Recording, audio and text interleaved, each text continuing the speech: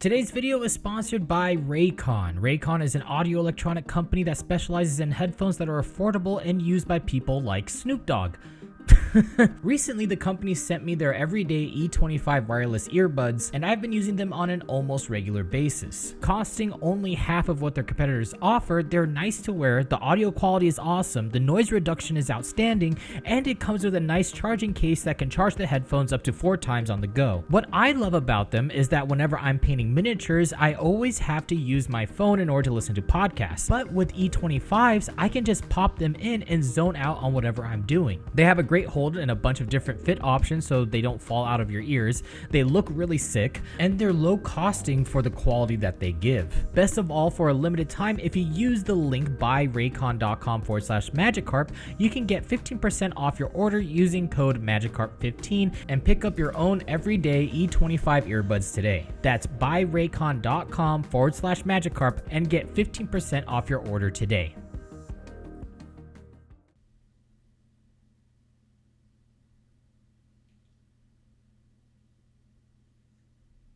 As some of you might already know, I have been working on the next episode for Journey to Warhammer 40k. It's supposed to come out on a monthly basis for the next 3 episodes, but because of recent events from the COVID outbreak, it's been a little bit hard to try to get the video done, especially since we still have to film stuff and get things going for the next episode. Also, one of the subjects in the series, Demeki, was exposed to somebody that had COVID. So in order to be safe and make sure that we don't spread any diseases or anything like that, we had to push back the episode to make sure that he gets his self-quarantine done and make sure that everybody is safe. And I'm really sorry about it because I really wanted this episode to come out because this is some of my favorite work that I've ever done, and I love making it. It's like oh god, dude, it's so much fun.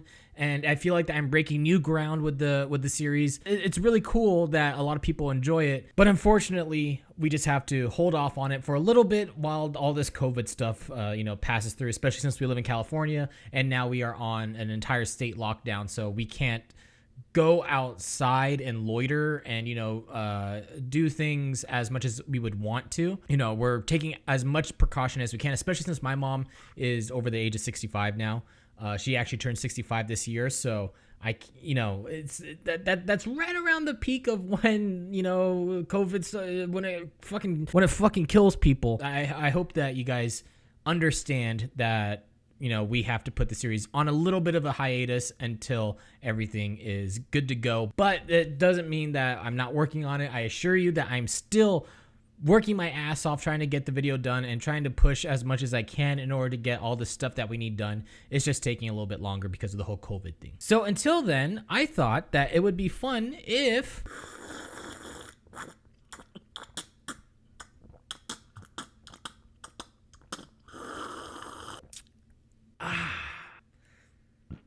that's semen. So until then, I thought that I would make this small video, but I'm pretty sure it's gonna be over like 20 minutes long. I would make a video talking about my army and what I thought about them, because it's either that or play more video games. And God knows that I have this insane itch to keep playing Animal Crossing. That game is so fucking addictive. I have been playing it nonstop. It's so much fun. After having played a lot of games as Tyranids, both in Tabletop Simulator and in scrims in real life, this is just like kind of my thoughts on the army. This is an overall review of what I think about Tyranids. I kind of want to make this a series and go on with like other armies, kind of like, the champion spotlight things that I used to do. Fiddlestick is coming out, so I'm probably gonna make one on them. First of all, I love this army so much. I love Tyranids. Tyranids are so much fun to play. You can do so many things with them. They have so many combinations. There's so many different ways that you can play them, and it's so much fun putting them out onto the field. But they're still not very good. I mean, don't get me wrong, they're decent, all right? They're pretty fun and they're pretty good, but they're not the best. They're not Space Marines. And they're kind of in a decent spot-ish right now, especially with the new Space Marines nerf that came out recently. Exocrines and Hive Guards are now in a way better place than they used to be, which is crazy because Exocrines and Hive Guards were already in a really good place to begin with, but now they're just even better. But if you're trying to be competitive, it's probably not a good idea to pick Tyranids. You should probably go with something like Space Marines, Tau, or Eldar. I'm going to be saying Space Marines a lot because Space Marines are very, very strong. Iron hands, iron fists. I think we all know that they're just kind of a little bit of some rat bastards. But if you enjoy like having some jank, fun, you know, having some cool units and shit like that, you know, I've played a bunch of games as Tyranids, and this is my overall idea and review of the entire army. And I'm hoping that you can share this with your friends that want to, you know, learn about Tyranids, or, you know, maybe you're just learning about Tyranids. This is a good place to start because I'm going to go over the overall idea of Tyranids, go over all the best factions, all the best sex positions, the best psychic powers, the best stratagems, and the best units, and then give you like an overall idea of how to play the army, how to win with the army, and what are the best combos that you can do with them. Hey, this is Matt from the future, or from the present now. No, this is future Matt, telling you that I was very ambitious with this video because I thought I could fit all that information into maybe a 20-minute long video. Turns out it would have been over 50 minutes long. So instead, I'm gonna just break these up into different videos, and in this video we're just gonna talk about the overall idea of Tyranids and the faction portion of Tyranids, and then we'll get on with everything else after that. Okay, here's the rest of the video. Now, keep in mind, this is all subjective. I am not the best 40k player out there, but I have played a lot of Tyranids, so I kind of know a pretty good idea of how to play them. So there you go. There you go. I hope that you guys enjoy this, maybe, and you can use this for people that want to learn. Yes. Good. Maybe. Okay. Good job. So Tyranids are kind of like a jack of all trades, but a master of none. You know, they kind of are really good at a lot of things, but they're not the best at it. They're a good assault army, but they're not as good as Blood Angels or Custodians. They have great shooting, but you're not Tau. You can be a Horde army, but you're also the most expensive Horde army, not just in the game points-wise, but also in real life. It's very cool. Bro, Biovores are 41 points to put into your army. They cost $40. That's that's more than $1 a point. What the fuck? With your lowest costing HQ unit being about 90 points with a Neurothrope or 74 points with a Tyranid Prime, it's really hard for you to make multiple detachments with the army. So that means that you don't have a lot of access to command points. And Tyranids are actually pretty command point heavy. Most of your stratagems are going to cost about 2 to 3 CP. At least like your most powerful stratagems are going to cost 2 to 3 CP. You know, like single-minded annihilation or fight again. So it's pretty tough to get a lot of command points, especially when you're only starting with 11 to 12. But that doesn't mean that they're bad, because they have access to a bunch of different options. Because you have so many different threats on the board, you kind of force your opponent to pick and choose their battles, and then you kind of just flexate. That's not a word. You kind of adjust yourself and make a battle plan around that. What are they going to do? Are they going to focus your Flying Hive Tyrant, or are they going to focus on the blob of Gene Stealers that are going to come in on, you know, turn 2 or turn 1? What about the Exocrine in the backline? What about the Hive Guard in the backline? What about the Swarm Lord that's yeeting everybody? The other Flying Hive Tyrant shooting off your army? What about the termagant start capping an objective? What the fuck? What is this thing? Why is this even on the board? There's a lot of stuff happening, and with a good sense of the army, you can really become a pain in the ass for your opponent. It's like a massive amount of aids on one side, another massive amount of cancer on the other side, and then you've got a gun pointed at your head by some dude that's just like, don't do it. Don't do the thing that you wanted. You should not be doing. That's bad. Don't do it. A good idea. This is a really good analogy. So Tyranids have 3 army-wide buffs, okay? You've got your Synapse, you've got your Shadow in the Warp, and you've got your instinctive behavior. Synapse is basically a way to not fail morale. As long as you have a unit that's within 12 to 18 inches of a unit with Synapse, then you can auto pass morale, you know, which is great for holding objectives or keeping units tied up. A lot of times my units will get focused down and I'll have like, you know, 20 or so Gene Stealers on one side, or like, you know, a bunch of Hormagaunts on another side, and then, you know, they'll shoot off all of them. But because they're in Synapse, maybe I'll have 8 models left, and I could still have them on the board in order to hold an objective, in order to wrap up another unit, in order to tag something else, or to just have them waste more firepower on it. If you are outside of 24 inches within a unit that has Synapse, then you suffer something called instinctive behavior, where you get -1 to shooting and -2 to charge if you are attacking something that's not the nearest model. So you just have to make sure that you're always in Synapse, and honestly, it's really not that hard. And on top of that, when you aren't in Synapse and you are suffering instinctive behavior, it's really not that bad. It's honestly not as scary as people make it out to be. Now, you also have something called Shadow in the Warp, where if you have a unit that has it, where if they are within 18 inches of another Psyker, then they get -1 to their Psychic test, which is pretty good. But if you're within 18 inches of another unit, especially if they're a Psyker, you're probably gonna get shot off the board. So, you know, take that with what you will. But with your staying power, the amount of firepower that you have, the amount of attacks that you can put out in the fight phase, they seem like a really, really good army. Except that they die really, really, really fast. Most of your HQs are fucking huge. They are ginormous. Plus, they usually have over 10 wounds, which means that they aren't susceptible to be put into the, you know, the fucking the character thingy where you get below 10 wounds, they can't target it. No, you can't. They get shot off the board very easily. It's so hard to put them behind a building and try to keep them safe. I mean, just look at how big this boy is. Be aware that no matter where you put your bugs, they are probably going to die. And that's fine. Death is inevitable.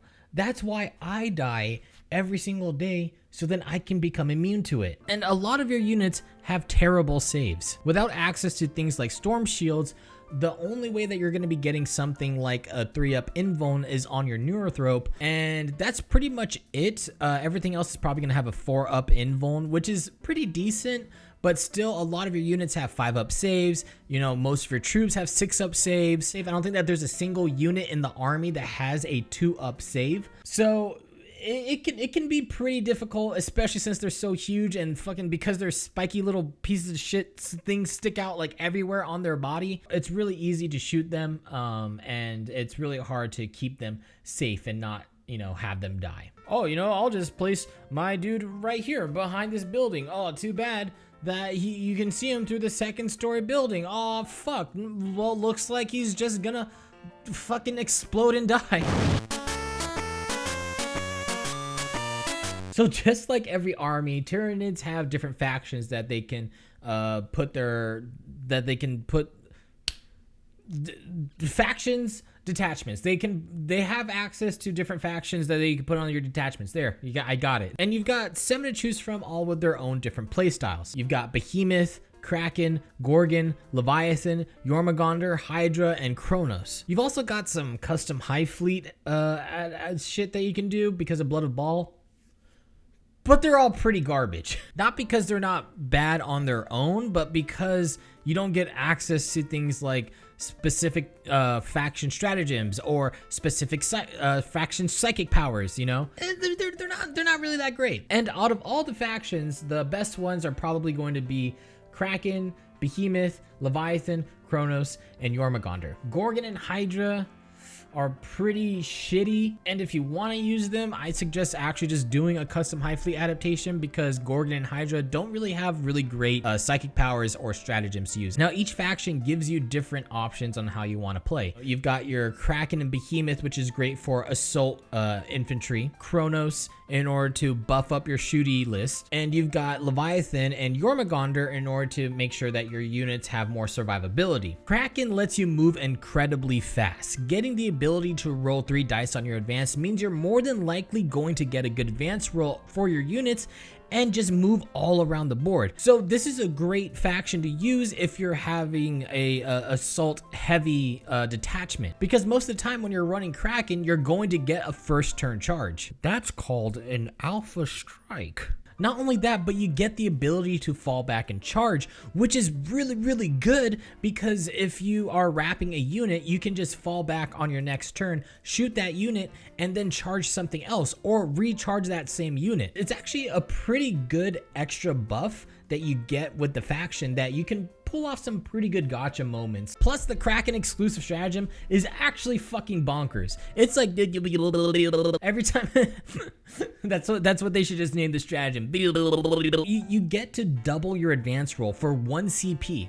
That means that you potentially make your Gene Stealers have a 40-inch threat range if you put in a Swarm Lord as well. You'll be moving across the board so goddamn fast that your opponent will be looking at your units like... Kronos is your standard shooting faction that lets you re-roll ones to hit in the shooting phase, but only if you don't move. And the reason why this is so good is because Nids don't have access to a lot of re-rolls. You've got maybe your monstrous Sighting Talons and Scything Talons. That's pretty much it. So getting some rerolls off the bat, especially when your ballistic skill is usually 3, that means that your shooting in the army is extremely reliable. The only problem is just that it only works with units that haven't moved. It doesn't work with things like your Flying Hive Tyrant. It doesn't work with things like your Dock Effects, your Tyrannifexes, or anything that wants to move and shoot or has a pretty short shooting range. They don't really benefit from it, but they can benefit from the Chronos stratagem, where with 1 CP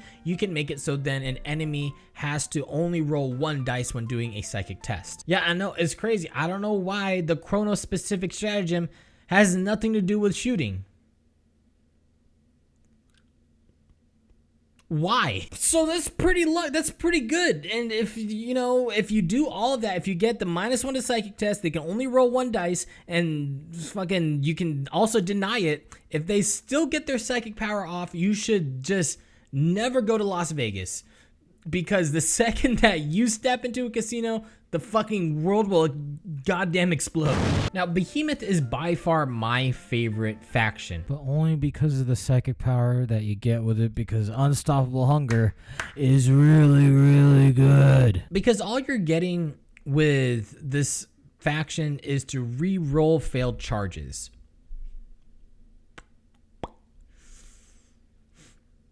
It's really not that great. It's really not that good. It's not as good as Here We Go, with orcs. Here we go. Here we go. You only get to reroll failed charges, so that means that you can't really do the command reroll in order to roll 1 dice and then use the faction specific buff in order to roll the other dice. You have to roll both dices, which sucks compared to, Here We Go, where you get to reroll either one of the dice or both the dice or whatever the fuck you want. It's not that reliable. The Behemoth stratagem is pretty fucking garbage though. 1 CP for every model in the unit that's within 1 inch of another unit that makes a charge. You get to deal a mortal wound if you roll a 6.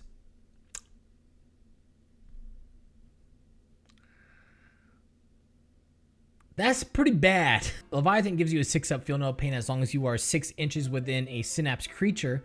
So, that means that if you're running, like a termagant spam list or a gaunt spam list, then you can octopus out your units so then they're just touching the aura, and then you can grant that entire unit a 6-up feel no pain, which makes their staying power a lot better. If you're running like a 240 gaunt list, that makes your staying power with those gaunts just increase immensely off of it. And with a 30-man termagant squad, it's going to be pretty hard in order to wipe out that entire squad. The Leviathan stratagem is garbage. It's just straight garbage. Why would you even make this? Is just awful. It's bad. Don't ever use it. Jormungandr is kind of what I honestly think you should be running if you're running a spam list. If you're running a spam list, Jormungandr is great because it gives you +1 to your saves because it constantly says that you are in cover. So that makes all of your termagants go from a 6-up save down to a 5-up save.